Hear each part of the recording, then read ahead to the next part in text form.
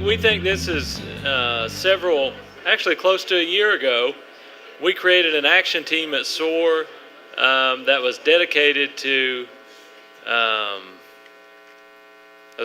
tech hire. Our region was designated as a tech hire region by the White House, and we've been working together, and we've brought partnerships together. And I'm looking for Jeff Whitehead. All right, sounds good. He's our first speaker, so somebody's got him. Somebody go grab him and bring him in. But we're talking about a digital economy in Eastern Kentucky. If you heard Roberto Gallardo talk earlier today about the rural digital divide, and the comments that I've made today about the importance of being connected in our region, but also what do we do with it when it's here. And we're trying to reimagine what it looks like as we train the next generation of workers and how the digital economy is infused into that. And why I say that is we've gotten emails from people that say things like, I'm running a video editing business out of my home, and with my limited connection, I'm going to have to move because I'm working with colleagues, and they can upload something in 10 minutes that it takes me 10 hours to do.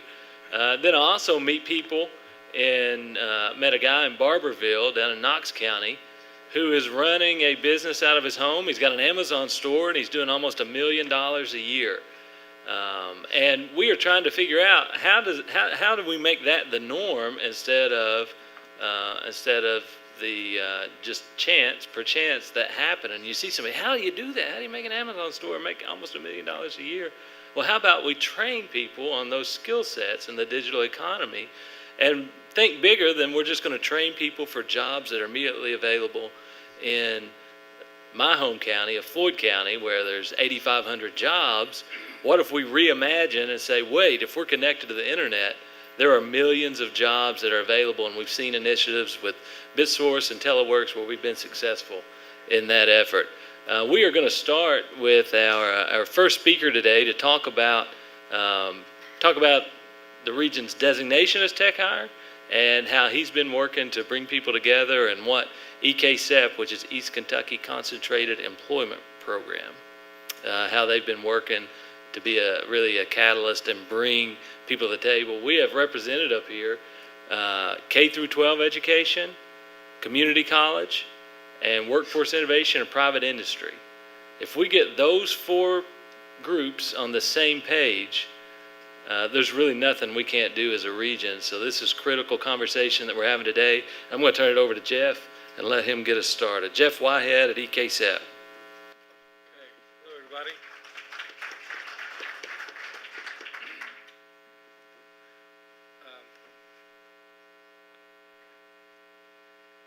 Absolutely true what Jared was saying. I think everybody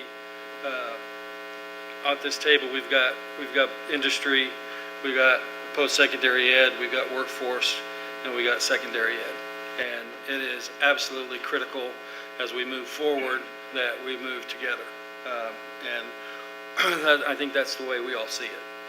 It was March of last year, so a year and 3-4 months ago, the EKCEP area was approached by the National Economic Council, and we were identified, asked to apply, and we received designation as a tech hire community. And we hadn't really heard that much about what a tech hire community was. But as we discovered, one of the things that from a national perspective, our country is wanting to see is a means to try to accelerate training in IT. So it wasn't just about getting a 4-year computer science degree, but how can we accelerate that in boot camps and in shorter terms training, because we were exporting so many jobs out of the country. And so that tech hire initiative on our part was actually, I think really was actually launched before we became a tech hire community. It was launched when we started SOAR, started kind of coming together, and we started looking at all of this effort where we're losing so many jobs in the region. We were given a whole bunch of money, and then we sat around and looked at each other and said, what are we going to do? What are we trained to? Where do we train? What do we train people for to replace jobs in the region? And out of that conversation, several of us took a trip to Lexington, and we learned there about coding, computer coding. And one of the important things that I think the group, the little delegation that went to Eastern Kentucky came out of there, especially the folks who started BitSource, Rusty, Justice, and Lynn Parrish, heard that computer coding was a trade, not that much different than welding, that you learned it, you perfected it, you practiced it. The more you learned, the better you got, the more valuable you were. And knowing what kind of workforce that we have here, they understood very well that we have people with that kind of thinking. We have people who line up in their thinking styles to be able to train people to be coders. So, long story short, we were partnering there when we were designated as a tech hire community. That got kicked off, I think, somewhere in March 4th of 2014, I think, or 2015. It's been 2015. And what we learned there was that there was a guy by the name of Paul Urich who he started a company called Expansion in Nebraska. And there was another gentleman that operated a country called Rule Source Inc. And they came to that meeting we had about 100 people in Hazard came to that meeting, and we all heard their business model was insourcing IT jobs from across the ponds into rural America, and that they were being successful doing that. And I think that really was a great meeting, and I think a whole bunch of us left there saying, you know what, if they could do it there, if they can do it in Nebraska, or they can do it in Georgia, we can do it here too. So just some guiding principles, and I don't want to go too long, but as we started from a workforce perspective, because we were so focused on people who were losing jobs, and we wanted to really focus on how do we connect people to jobs here. Let's keep this a very jobs-driven initiative on our end, and industry-driven. And the only way we could figure out to do that, we knew that we couldn't just start training up IT people trying to catch up with other places in the country, because we never catch up. We don't have, when they told us that we could be a tech, when they designated us as a tech hire community, we were saying, well, you do know that we don't have any tech here. You know that we're going to have to train people and create a place for them to go work. We're not in Chicago. We're not in Austin, where there's, you train people and they can go down the street and get a job. We're going to have to create that. So they said, yeah, we understand that. Okay, as long as you understand that, we're good. So we started making our efforts with BitSource was a perfect fit, because we're creating business and doing training at the same time. And we started this effort of how do we link ourselves, Eastern Kentucky, to the rest of the world. And so one of our guiding principles is that, one, we have to think regionally. Two, we have to think beyond regional. We have to think globally. We have to make sure that we don't look just what's in front of us. We kind of got to look past what's coming down the road. And that caused us to start this whole method of checking out what's happening in Louisville, what's happening in Chicago. How do we connect, this idea of, instead of being a problem, actually, instead of being a problem that needs to be fixed, we believe that our region in Eastern Kentucky is a solution waiting to be discovered.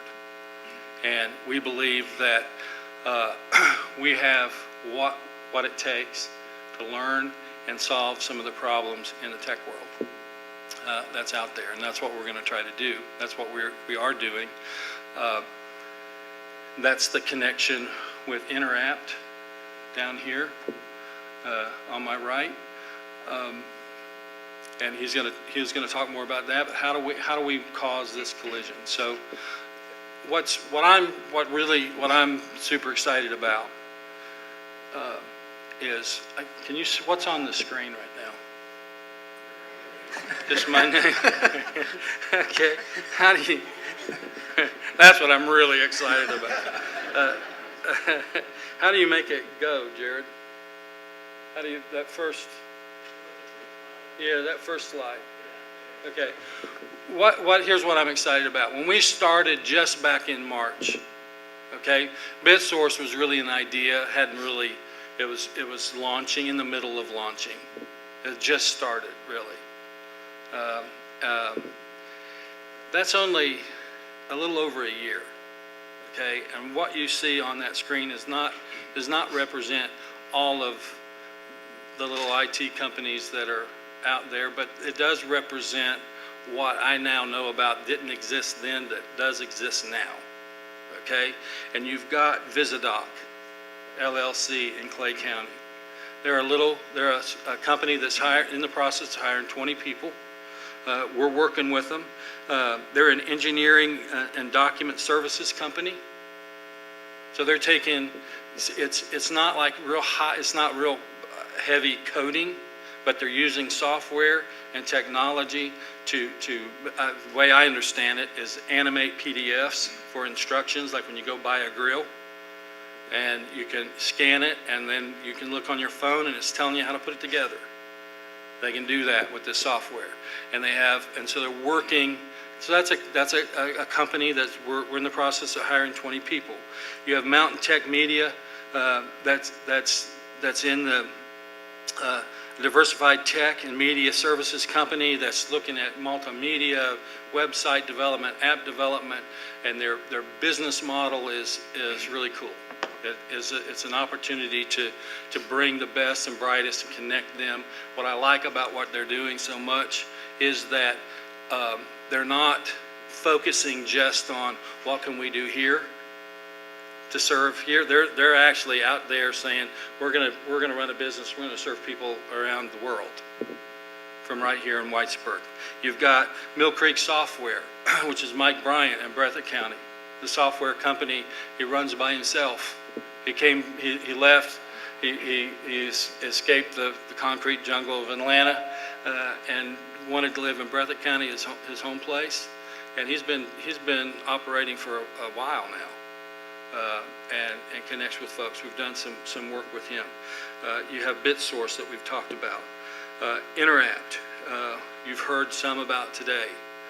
A company that is working with Google and developing product and so those are all places now in our region. As we start to think about developing an ecosystem, well, there's a little genesis of a little ecosystem, and we're excited about that. So and the other thing that I'm really excited about is all three of those people independently. I've talked with the guy at Visidoc, and he says, yeah, I talked with Rusty the other day. Oh, cool. I was talking with Ankar, and understood that he had a meeting with the folks in Whitesburg. That's great. So all of these people are talking to one another, which is exactly what it takes to start to develop that little ecosystem. So I'm excited about this, you all, and I think that we can, it's not a bridge too far. We can train people, we can make it happen, we can give, and the stuff that all these guys are doing is going to keep feeding that ecosystem.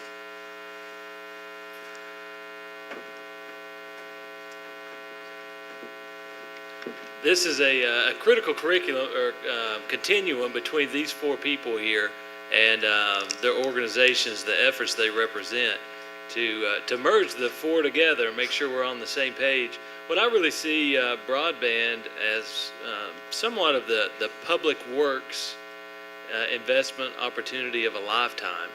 And you're going to hear a little bit more about why I say that when President Stevenson speaks next. As we invest in the fiber and the infrastructure to get it on the ground, we're retraining miners to do that work, and we're putting people to work on the front end while building what we believe is the infrastructure that's the only thing that can move the needle in Appalachia, Kentucky the way we think it needs to be moved. You see, 60 years ago, they were having committee meetings about tourism and local foods and business recruitment and entrepreneurship. 60 years ago, East Kentucky Regional Planning Commission met in Prestonsburg at Jenny Wiley State Resort Park. But the difference maker for 2016 is we are connected to the internet. It changes what products and services entrepreneurs can sell. It changes what kind of jobs we can work. And it completely changes the playing field. One of our 4 strategies for this year is to infuse that perspective into everything. And I'm glad that we've got 4 leaders up here that have really bought into this idea and become champions of it. One of those is the president of Big Sandy Community and Technical College, and we're honored to have him here with us today. He's also a representative for KCTCS as a statewide partner with SOAR, and we have pretty consistent meetings with the presidents of all the campuses in the SOAR region that they are willing to think outside the box and reimagine what the workforce of Eastern Kentucky is going to look like. And it's my honor to introduce Devin Stevenson, president of Big Sandy Community and Technical College. Thank you, Jared. Thank you. Okay. Well, these are exciting times, don't you agree? I've been here 1 year. I came on June the 1st into a whirlwind in Eastern Kentucky of transforming a region, rebuilding a region, and it's been an extremely rewarding opportunity for me. I have a little different philosophy than maybe a lot of college presidents do. I really believe that it doesn't matter who gets the credit for the accomplishments that we make in this region. That is the most important foundational construct with which we all must approach our work from this day going forward. As we partner, we have to sort of lay down our mantles and find where we all converge to do good work. And for me, at Big Sandy, that's exactly what has happened. We, at our institution, serve about 10,000 students annually in credit and non-credit work. We have 30 different programs and offer over 200 industry-leading certificates. Tech Hire, East Kentucky, I think, exemplifies what laying the mantle of wanting the credit can mean to a particular region. I will tell you, before I came here, I was in Southeast Missouri for 6 years working at an institution. And Jared, everybody talked about SOAR. And that's just what they did. They talked about SOAR in Southeast Missouri. But there's clearly a difference between talking about something and doing something.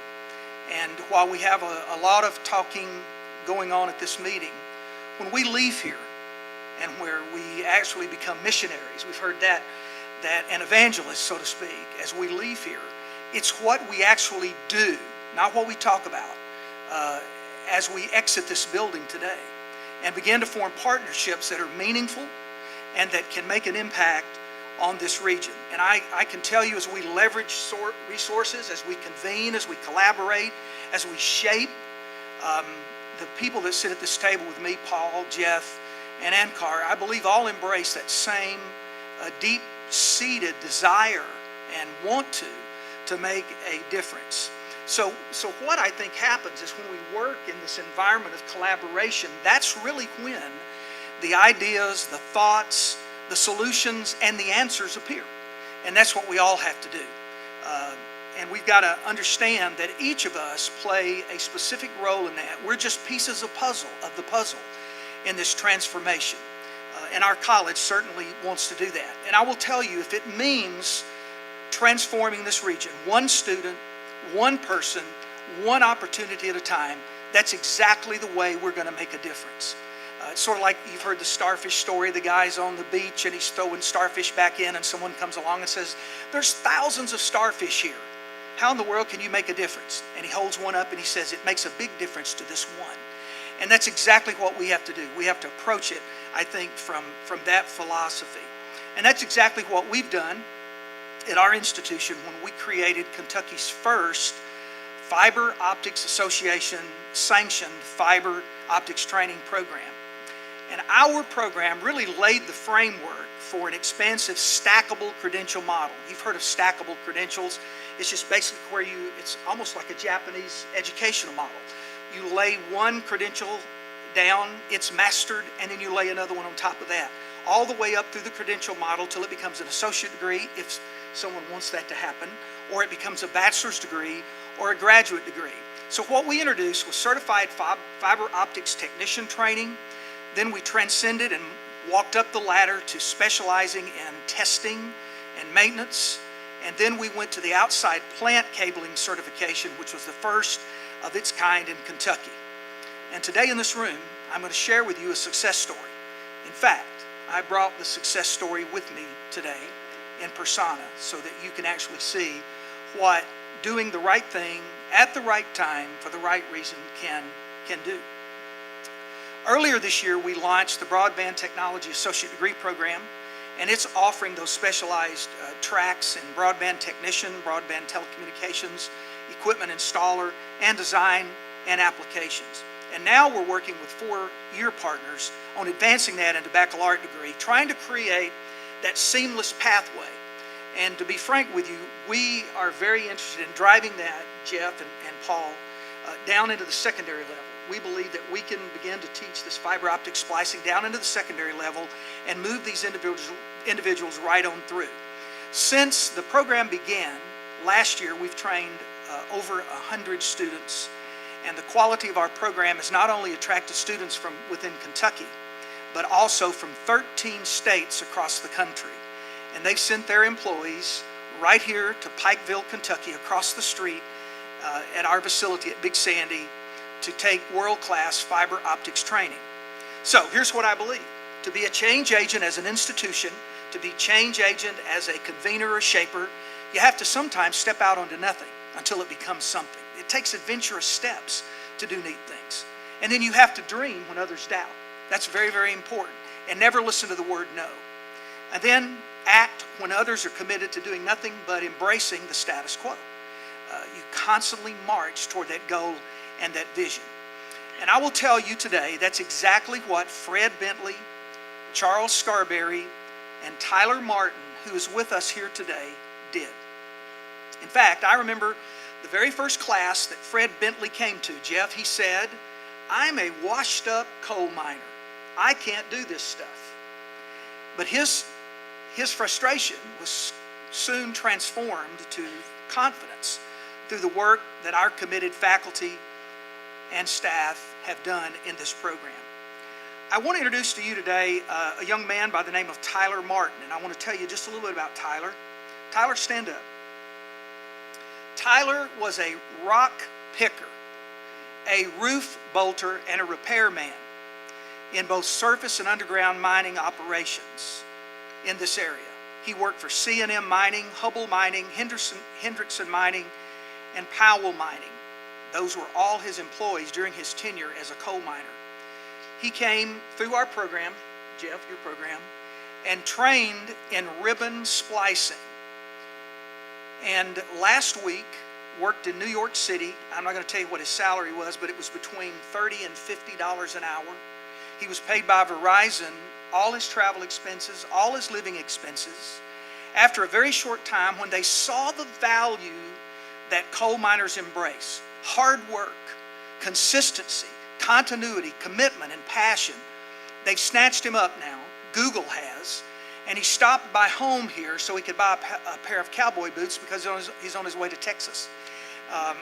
But he's on the way to Texas to be trained by Google, and then will return for splicing in Houston, Texas, Atlanta, Georgia, and you were asking last night at dinner, and it looks like he may be coming to Louisville, Kentucky, to do that fiber that we so desperately need in Louisville. Thank you. So I think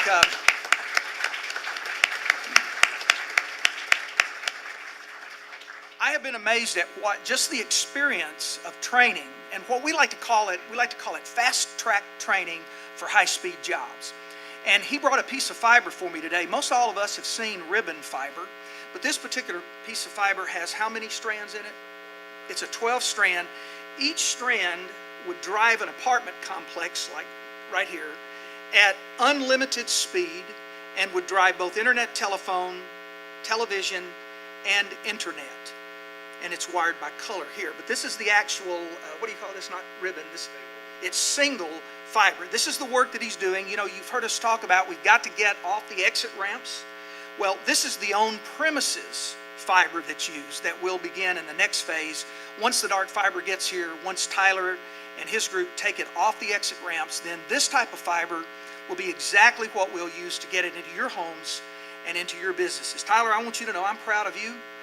You've overcome a lot of difficult odds to be where you are, but you've proven that coal miners and Eastern Kentucky people are as bright and smart and have as hard a work ethic as anybody in this country, and I want to give you a hand right now for that. Thank you.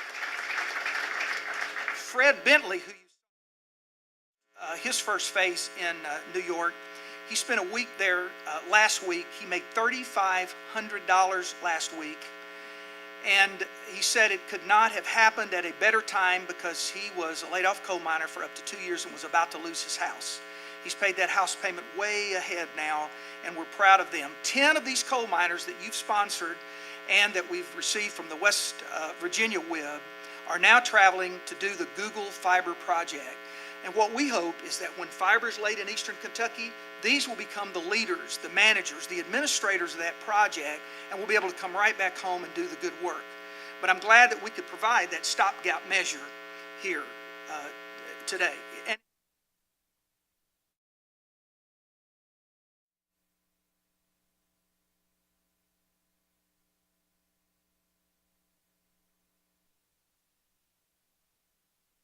we're going to break ground right here in Pikeville, Kentucky on our property on a $4.5 million advanced technology center. We have the first rendering. It's probably up on the screen now. It'll be the only fiber-to-desk facility in the state of Kentucky.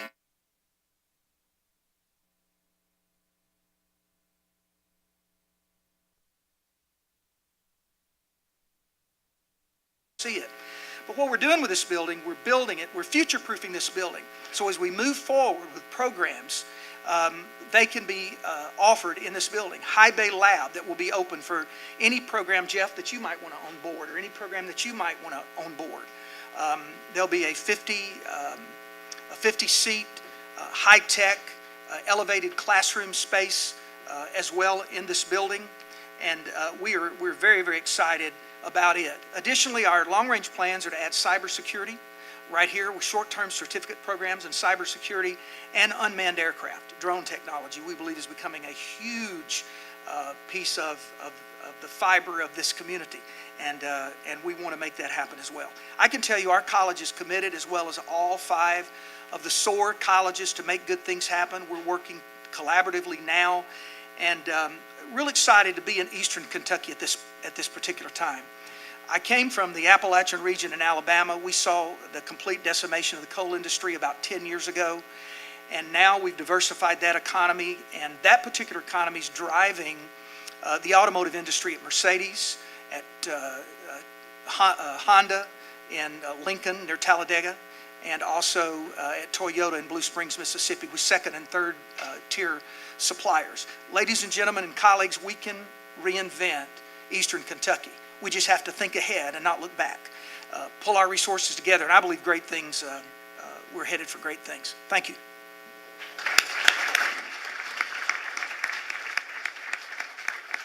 Thank you, Dr. Stevenson. Our next speaker represents K through 12 education, and if you saw the video earlier, they are doing some fantastic work in, is it 19 school districts? 19 different school districts.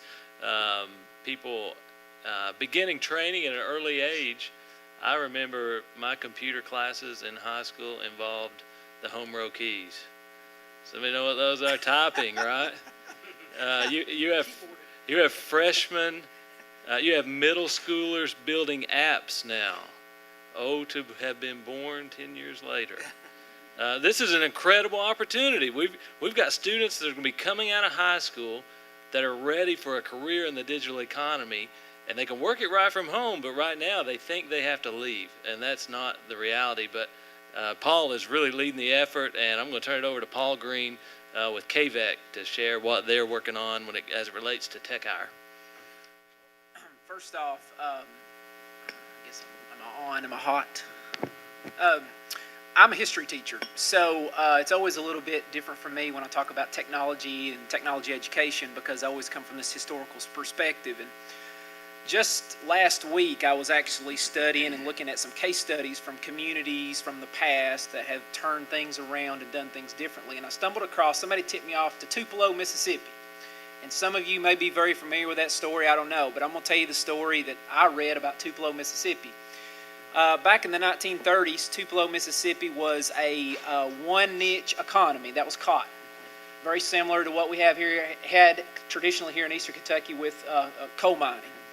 And during that time, in the 1930s, leaders of that community came together and they decided that they needed to come up with an innovative solution, a global innovative solution to turn the fate of that community around.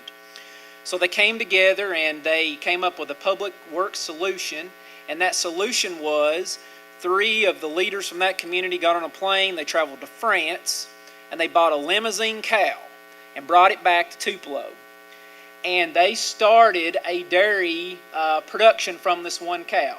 And of course it expanded, and they expanded that industry, and within the next 3 to 4 years it became a major dairy producing area. And from that time forward, if you look at the trajectory of Tupelo, Mississippi, from where they were in 1939, they were very much similar to where our counties are in rural Eastern Kentucky. They had a population of about 35,000 people. Today, they have a population around 85,000. Every county in southeast Kentucky that KVEC serves has a smaller population today than they did in 1940. All of them do. Most of them significantly less. Harlan County, for instance, had a population of around 75,000 in 1940. Today they have a population of about 30,000, 35,000. So when we talk about this, the broadband, I laugh because public works investment, I really believe that this could be our cow.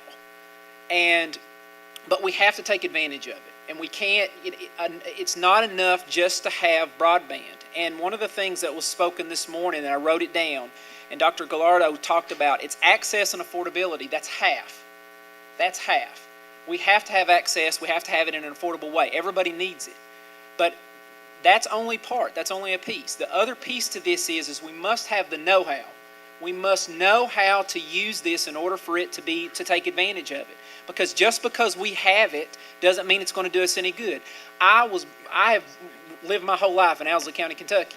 Owsley County, if you know anything about Owsley County, is the second smallest county in the state of Kentucky, and by most indicators, it's usually if not the poorest, it's one of the top 2 or 3 poorest. Owsley County is a gigabit community. However, in the past 3 years, it's number 2 in the state in population exodus. So just because you have the fiber doesn't automatically mean you're going to be successful. We have to have more than that. So from my end of this, I think what really spurred me into action here is I actually went and talked to the department chairs of the computer science programs at Eastern Kentucky University in Moorhead. And I asked them, how many students do you have in Eastern and Moorhead? And I don't know if they're putting slides up here, but I've completely changed what I was going to talk about. So when I went to Eastern and Moorhead and I talked to them about how many kids you service all of the 14 counties that we serve in KVEC. Okay, how many of our kids from our counties are enrolled in your program? Eastern Kentucky University had over 400 students enrolled in their computer science program there at Eastern. Okay, from the KVEC counties, they had 13 students enrolled. So out of a potential of about 16,000 graduates, there was only 16 kids or 13 kids that enrolled in KVEC. The same number was at Moorhead. We had a total of 26 kids from KVEC school districts that had graduated and went on to those 4-year post-secondary institutions in computer science. By the same token, we had numerous kids in the traditional areas that we here in the mountains send our kids into. That's education, that's healthcare, and that is some type of government, whether it be social work, criminal justice, those type things. Because when I was growing up in Owsley County, I had basically three choices. I could be a doctor, I could be a lawyer, or I could be a teacher. That was my choices. And so part of the problem we've had here in the past with our schools is that lack of awareness. And so from that, we came together and we said we're going to have to get computer science into the schools. So we developed something called, it was called the Appalachian Technology Institute. We've kind of moved away from institute more. It's an initiative.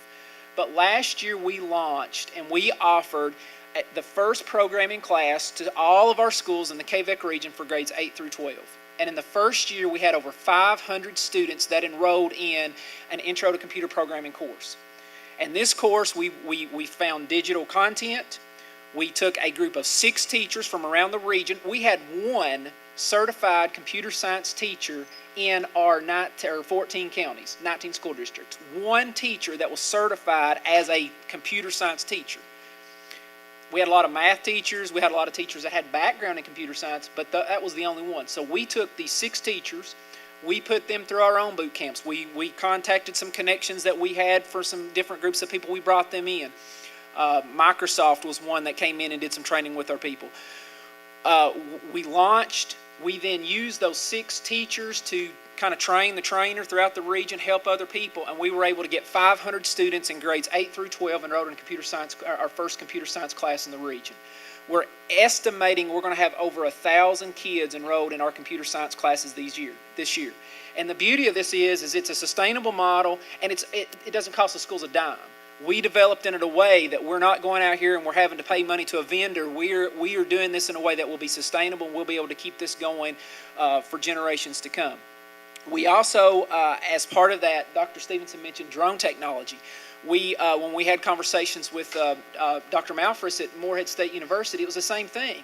They have this great aerospace program at Morehead. They have a great aviation program at Eastern Kentucky University, and yet we had no kids. We had 4 kids in aviation that had come from our counties, 4 total that was in aviation. We had like 3 or 4 that was in the aerospace program at Morehead. And so we had this gap that we were not preparing our kids. We were not putting them onto that pipeline to put them into those career paths that we know there can be or could be opportunities for them to come back to our region and be employed. So, from our end of it, we have worked really, really hard to create these pipelines, identify what are those future job opportunities, what does the future look like. And that's tough because we really don't know, but we do know that we are in this digital world, in this beginnings, and we're in the very beginning. They mentioned down here earlier today about electricity. Well, we're in that time period where some of us had electricity and some of us didn't. And if you had electricity, you bought the appliances, and if you didn't have electricity, you still had the candles. Well, that's kind of where we're at. But as this broadband continues to grow, there is just going to be more and more and more opportunities to grow. One last thing I want to talk about real quickly, and this is just something that for me is just a personal passion. It's esports, and it's video gaming. Because I have 4 kids. One's going to be a freshman in college, one's going to be a freshman in high school, one's going to be a first-year middle schooler, and one's actually going to be a senior in high school. But they're avid gamers, all of them. They love games. They love to play games. They talk about making games, that type of thing. University of Pikeville, they offered esports scholarships last year. One of the only 2 or 3 colleges in America that offered esports scholarships. They had over 500 applications for 20 scholarships for esports. All over the world, average ACT score of 30. We actually went out, we took a trip as part of the Race to Top. We actually had an opportunity to go out and we got to tour Google. And while we were out there, we were talking to a person out there, and we were like, Bruce Parsons, who's over here at UPike, was talking about his esports program, and he was telling them about how we do esports. And that guy was like, oh my goodness, I would move to Eastern Kentucky to be able to play esports.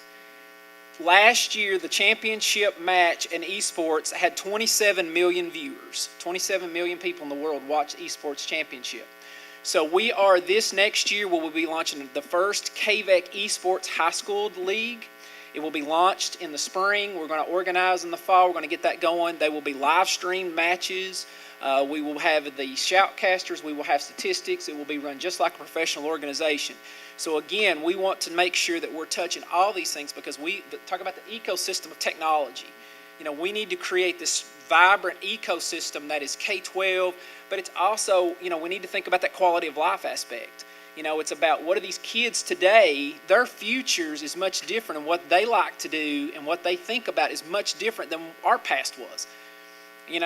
So we have to think about what does the future of Eastern Kentucky look like 20 years from now? And I think that those people in Tupelo, they may not have saw what Tupelo looked like, but they understood when they did some of the things that they did, that it changed that trajectory. We've got an opportunity to change the trajectory of Eastern Kentucky. We just need to take advantage of it.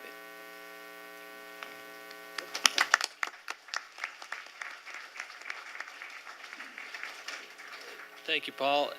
It's important to remember this entire conversation, this entire day, this entire movement is about putting people to work. We believe that we can do that through fiber. We can believe we can do that through the digital economy. That's what these three programs lay the foundation for, is to connect people with skills to jobs. But Encore Gopal, who's going last today but not least, represents Interapt, a tech company out of Louisville. You heard from him briefly earlier, but he's going to share a little bit about his vision and the commitment to employ people from Eastern Kentucky in Eastern Kentucky. That's the goal in these counties. You have an opportunity, no matter how remote you are, if you can get connected and train your people to work and build this ecosystem, there's a tremendous amount of opportunity to work jobs that we didn't even think about that existed in our communities. But Encore is a great story of that, and he's a champion. He dreams big, and we dream big, and that's absolutely the only way you are successful and accomplish big things. And we believe that these partners here can help us do that. Encore Gopal, founder, CEO, long title of Interapt. Oh, that's it. No. Thank you, Jared. It's an honor and pleasure to be here. First off, I just wish I could tell my parents 20 years ago that, Mom, Dad, I'm playing video games so I can go to college and get a scholarship and go. But I want to join that league, by the way, so that's fantastic. But it's an honor to be here. As Jared mentioned, I am the CEO and founder of Interapt, and we are a mobile app development and high-tech firm in Louisville. I kind of have a similar story that I think puts me, well positions me to be here today. 5 years ago, when we decided to move our company to Kentucky to do high-tech work, people said, that's a stupid move, you should go to Silicon Valley. You don't need to be here, you need to be there. And I said, no, I think that technology is going to be pervasive, it's going to be needed throughout the entire country. We're moving, this is before there were smartphones. We had a vision and we came here to kind of build on that. And fast forward 5 years, the same people who told us that you can't build a team in Kentucky, you can't do the things you want to do in Kentucky, you got to move to where the technology ecosystem exists, well, they're saying, well, Encore, you had a vision, you were right. And it's not about being right, it's about the fact that we're able to contribute and do what we're doing in our Commonwealth, and spread that knowledge around. So meaning, when I was in Owensboro, growing up there, I looked at success as getting out of Owensboro and moving to Chicago or moving to New York. And about 6 months ago, I gave a talk in Muhlenberg County, and I've given a couple of them to high school students that Paul alluded to. And I said, how many of you are interested in technology jobs? And I'd say 85% of them raised their hand. I said, how many of you think that you're going to stay in your city or at least in Kentucky to do that job? Zero. I mean, I know the number. It's 0 people raised their hand. Success, and that's we've seen that in Eastern Kentucky, is defined by getting out. And that's not the way that you build an ecosystem or a community thrives in the new century. So when we got the call from EKSAP and SOAR, we looked at seeing how can we potentially use what we've learned and help contribute. And as I'm sitting here as the only for-profit corporation on this panel, we looked at Eastern Kentucky and see what's being done. We looked at BitSource and the pioneering work they did in bringing the first tech company, or at least one of the first tech companies initiatives into Eastern Kentucky, which was absolutely fantastic. And we saw and learned from what they've done and how that could potentially affect and influence our decision making. We looked at what the programs that EKSEP did. We looked at the training that the community college at Big Sandy and U Pike and Eastern Kentucky and Moorhead were doing. We looked at the K through 12 ecosystem, because if you think about why all four of us are here, this is a this is a cradle to career panel. You've got K through 12, you've got higher education, you've got workforce development, you've got job opportunity. That's where we're all kind of working together and kind of building that sort of lifelong sort of pathway, right? So how do we do it? We worked with SOAR, EKSEP, KVAC, a number of our bid source. We've looked at a lot of people in the region and saying, what is the best foot forward? And what I'm about to show you in a couple of slides, I can direct your attention to our screens, is a little bit about that vision.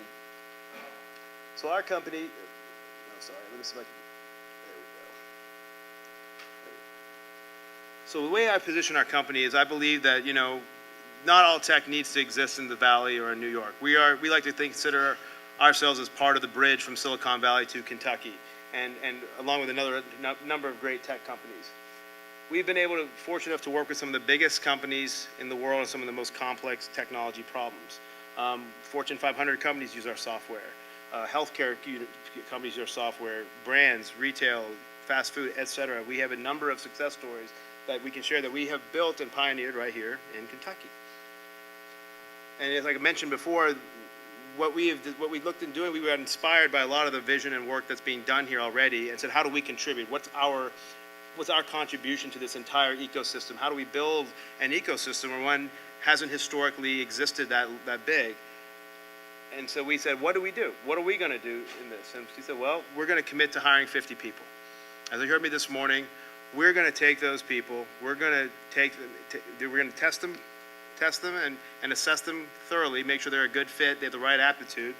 We're going to put them in Painesville at Big Sandy Technical Community College, where some Painesville natives here apparently, so yes.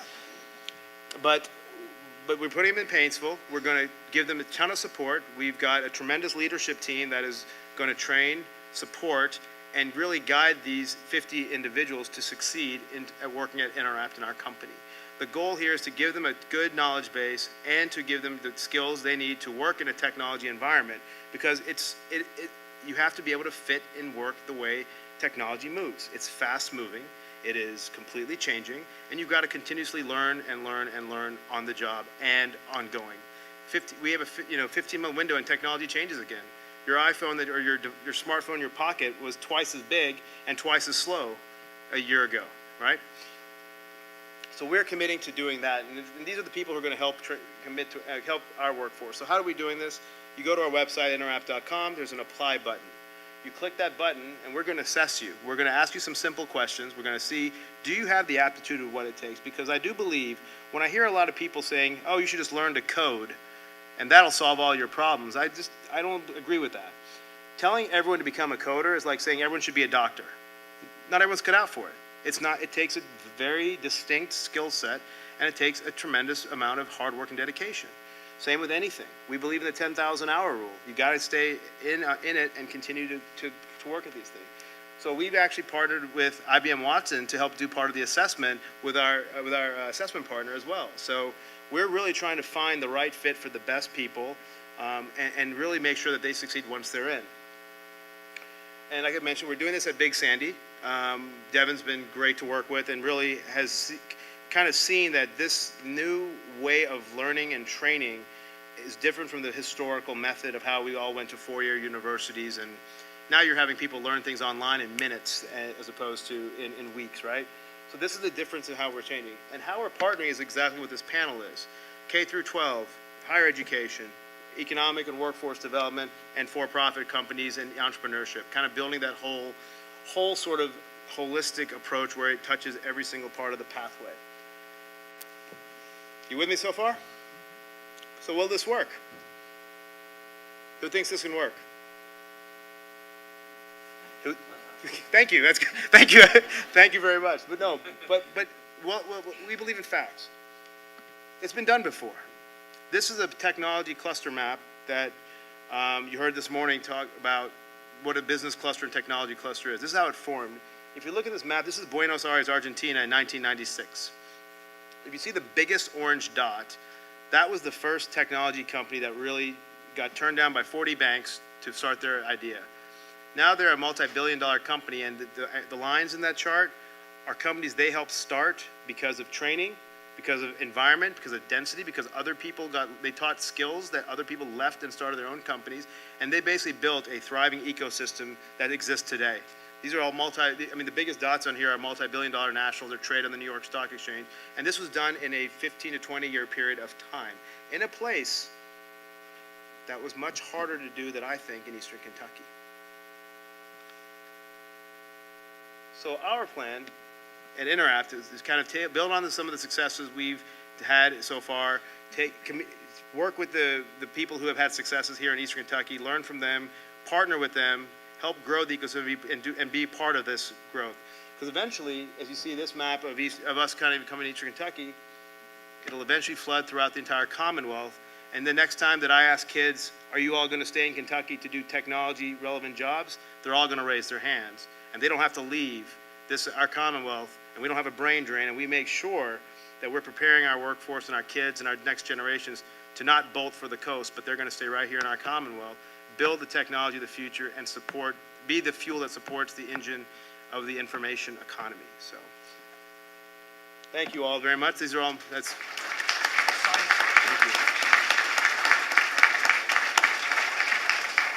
Thank you, Encore. I don't think the question is as much, will this work, as it is, how are you going to help make this work?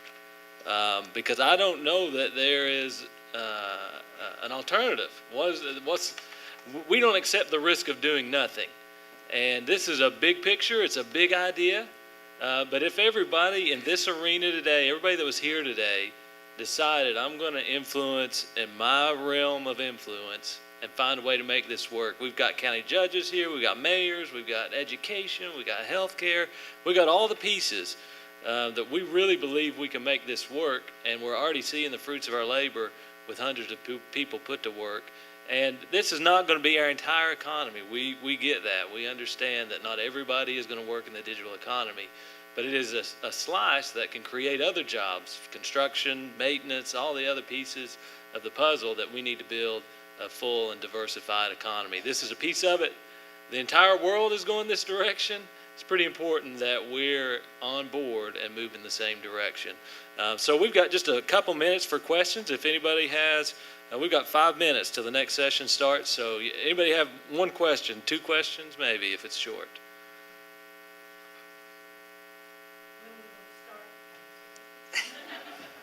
It's going to start the day after Labor Day. We'll be rolling out an announcement and have an open house. But You heard it here first. So the exciting thing about this is we're working with several of the college presidents, and this is in a KCTCS system, and everybody in here, wherever your community is, you have access to a KCTCS system. This is a pilot project, and this creates the opportunity to find a way to really easily, if this works, to spread it all across this region and have an absolute invasion of tech training and opportunities, so that you come out of high school or you want to get retrained, there's a pathway to a career in the digital economy. That's what this session's about. One more question, if it's as short as that one. All right, these guys are here. Feel free to catch them afterwards if you have any individual questions. And the tables are still set up down there if you want to go and see the people that are working the tables and get more details about it, find out how we can partner in your community. Thank you all.